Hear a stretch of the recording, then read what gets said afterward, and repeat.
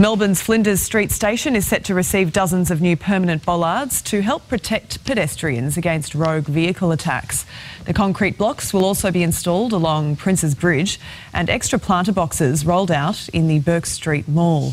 Construction is due to begin in December. It's hoped the measures will help prevent a repeat of last year's deadly Bourke Street Mall rampage. Just assume for a second, and look, it's a big stretch, right? This is a really big stretch. Let's just assume that Bourke Street actually happened as they reported it. Jimmy Gargasolis did all that, and all those people died. Like I said, it's a big, big stretch, but let's just assume that's the case. Referencing back to when Jimmy Gargasolis did the donuts, that was back 20 months ago now. It's over 18 months ago. So it's all, the timing proves that it's not about running people over, because in all that time, if someone had wanted to follow in Jimmy's footsteps and repeat his offence, they would have done it by now. And further, she said, well, we're going to start in December. So if it was imminent and they really thought it was going to happen, well, they've got to let any potential person go, you've got a couple of months before we start putting the bollards in. So get in before the bollards go in. So obviously it's got nothing to do with protecting people from being hit by cars. So what has it got to do with? Well, for me anyway, two things jump out.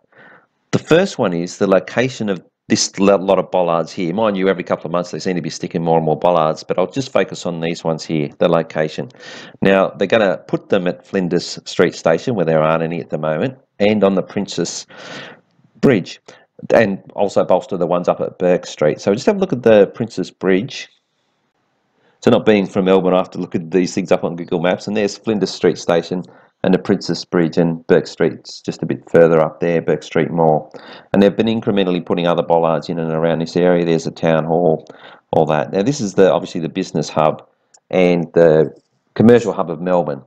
And I dare say there's some government buildings around here as well. Can't quite see them, but I dare say that this is where they'd be if it's anything like Sydney. Now, Flinders Street Station looks like it's the biggest station in, correct me if I'm wrong from your Melbourne eyes, looks like it's equivalent to Central Station in Sydney, and it's the main public transport hub into the city. And what that does is, with all of the face recognition cameras they're going to have at all these points, they're going to know everyone that's in the city. You walk in, it's just going to capture you, and it's just going to have a time, 8:05, whatever, Mayor Terwilliger came, and then when he left, and they just map you all over the city. That's what all that face recognition stuff is. But as far as why do they want bollards, well, let's just have a look at the shape of the bollards. Okay, before we get to the bollards in this story, let's just go to australianbollards.com.au and look at what an actual bollard is. And that's a bollard there. So they're actually not installing bollards. Let's just have a look at what these are and actually what she describes them, even though they've got bollards at the bottom. The concrete blocks will... See, and that's exactly what they are. They're actually concrete blocks. They're not actual bollards, even though they've got dozens of new bollards written along the bottom. That's just a bit of deception there to try and make out like because they do use bollards to stop cars going up streets. We've seen that before. So why not just have rows of bollards along the street rather than these big concrete blocks? I think it's on purpose and by design, because these aren't meant to stop cars. These are meant to impede the free flow of people walking and moving around the city. And you can see how they go back into, I'll just show you the shot here, see how much of the footpath that it takes up. Now, if they just had bollards, you basically get half the footpath back. But they are certainly a people restricting or movement restricting measure that they've got, which is really what this is all about. Because let's just suppose that a large majority of the population was very displeased with the government, say, over maybe the economy, and like some indicators like this story that was in one of the bulletins this morning. There is little relief ahead for the Aussie dollar, which fell to a 20-month low over the weekend. Nine Finance Editor Ross Greenwood joins us now. Ross, good morning to you. Good morning, Carl. What is behind the fall? Well, the fall is really about a whole bunch of things, but... This script reading puppet, paid sellout, has just read another lie. He's one of the biggest sellouts in the country, by the way, this guy. A whole bunch of things. Look, any nation's dollar, including ours, is just set by the international banks depending on what they want to do to that economy. Now, with our economy, they wanted to shut down manufacturing. So our dollar was up over, it was about $1.14, I think, or even to $1.20 until they closed down the car industry. Just have a quick look at this.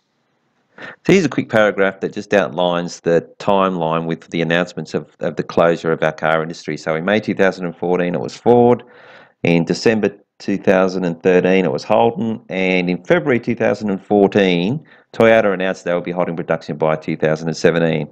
Let's just have a look at the Australian dollar. There's a history of it. So back here in 2014, back here, as soon as it was announced, 2014, because they held our dollar high so that the imports were cheaper, and then as soon as it got announced, they didn't even wait for it to close down, they dropped our dollar because they wanted to get our resources cheaper.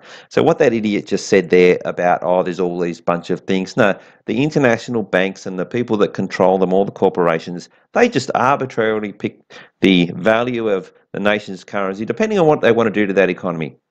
So in this instance, they wanted Australia's car industry gone, so they held it high, and then they wanted the resources cheap, and they're dropping it low.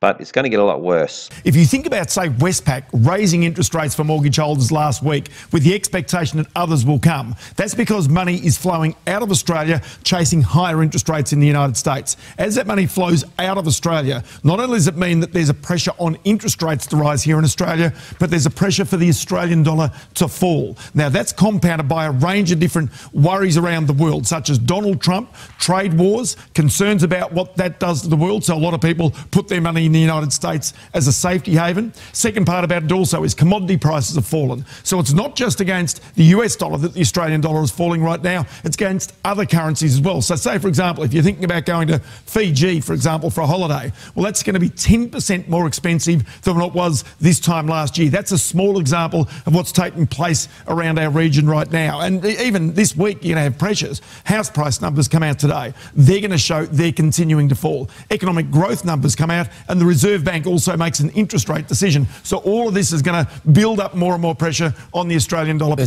Now, a couple of things that he actually said were true, and he is prophesying that things are going to get really, really bad, which is what that is that they are. But then he threw in the lies as to why and how they're getting bad, blaming Trump and trade deals and interest rates and all this sort of stuff. Now, our economy is being manipulated to have lower GDP and much higher debt.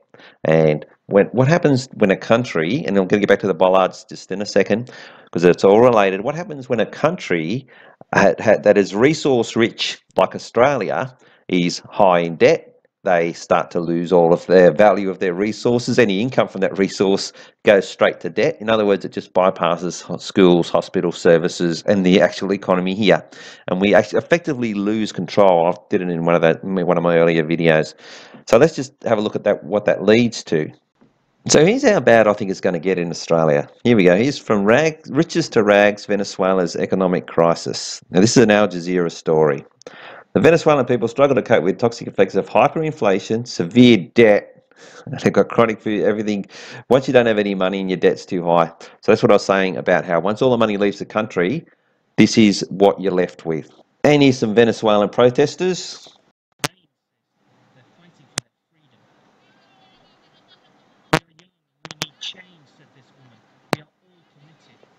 So what that sellout Greenwood's talking about there is he's prepping us for, things are going to be bad, but it's Trump's fault. It's because we haven't got trade deals. No, it's because we've got trade deals and their manipulation of the dollar. But that's just his lies. But what he's saying is it is going to become a catastrophe. And look, people would be thinking now there's no way we could end up like Venezuela. Venezuela was the most prosperous country in South America, and they've been taken down. And guess who owns their debt? Have you heard of the hunger bonds? Goldman Sachs. Just Google. I won't put it up in this video, but look up Goldman Sachs and hunger bonds and what they're doing. They're the only reason Maduro's still in power, because people are leaving the country by the millions. And you'd think that without the guns, Maduro wouldn't be able to stay in power, but Goldman Sachs is giving him money to keep the guns. And of course, we've had a Goldman Sachs Prime Minister just gotten rid of him, but look, we're just not out of the woods. So what they're going to do with these bollards is that they're locating them right where the transport hubs, where people coming to, say, in large numbers to do what? I don't know, protest the economy, same as in Venezuela. That's what all these, and if you just have a look at them here, they're crowd controlling, restricting, movement restricting measures. They're not bollards to stop cars. And what they are is that's just one of the ducks that they're getting lined up in preparation for, as Greenwood is saying, it's all dire, it's all terrible because of Trumpy, all lies, but it is, he's right, they're all preparing for all these protests. And now the other ducks they've got lined up are these ones. To help tackle the threat of terrorism, officers will be armed with submachine guns. And this is one of their other ducks that they've lined up, all in preparation for the economic crash that's coming, is the submachine guns in the hands of police. Because, yeah, if you start shooting a few people, they're going to run off pretty quickly. But if you've got the Bollards there, well, you know, yeah, with the face recognition camera, if you don't get the person you want, because they'll have sniper rifles picking off the organisers of the protest, and they'll be trying to shoot them dead first, as they do in Venezuela. You want the Bollards to slow down the movement of people. Like that'd be very handy. You don't want them sort of running off before you get a chance to kill them. The duck they've got lined up is with the submachine guns is terror laws to be tightened with shoot to kill protections. So they've got the machine guns, they can now shoot to kill. And this was in response to that Brighton siege. I've got a heap of videos on that. I just didn't get around to completing all of the, but that was as fake as anything as well. I mean, that guy died. They wanted to kill him, and I think they set him up and just murdered him. And then, remember, they said that he rang some TV station and said Allah Akbar or whatever, made demands. Oh, therefore it's terror, so we killed him. But that young guy, I mean, look, he might have been a troublemaker or whatever, but they killed two birds with the one stone there. They got these laws in, and they got him dead. But anyway, that was another psyop. I haven't seen any videos done on that. I've got heaps of. There was so much crap to that about where it was, how he was going to see a prostitute or something, and then somehow he shoots an Asian guy whose parents are from China, and his body's flown back. It was just total bullshit. I should look. No, I don't have time. Do a whole video on that Brighton siege thing. That was just total rubbish too.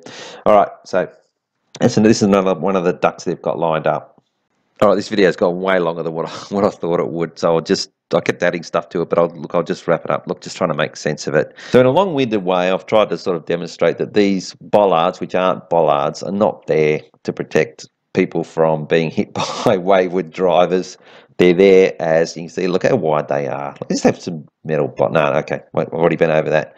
They're just there to restrict the movement of people. Just another one. See, they've learned from overseas, watching protests, probably in Venezuela. They study them. They watch how the protests move and how to, you know, and with that, like I said, facial recognition, they want to be able to spot people in the crowd and ping them off and shoot them. And this is just one of their crowd restriction and control, protester control measures, because that's where all the protests are going to happen in and around inner city Melbourne. There's no use, you know, protesting halfway up the Hume Highway. Doesn't interfere with anything.